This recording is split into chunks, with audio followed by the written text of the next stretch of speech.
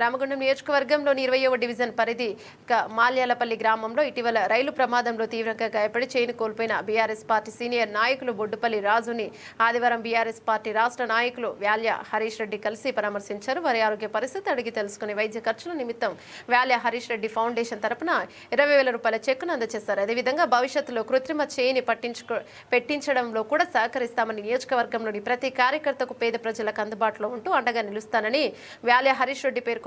కార్యక్రమంలో BRS party నియోజకవర్గ అధికార ప్రతినిధి ఎండి జాహిద్ పాషా, విహెచ్హెచ్ ఫౌండేషన్ ప్రధాన కార్యదర్శి సిగిరి రాము, నడిపెల్లి సాయి, సార్ల ఉదయ్, మైపాల్ రెడ్డి తదితరులు పాల్గొన్నారు.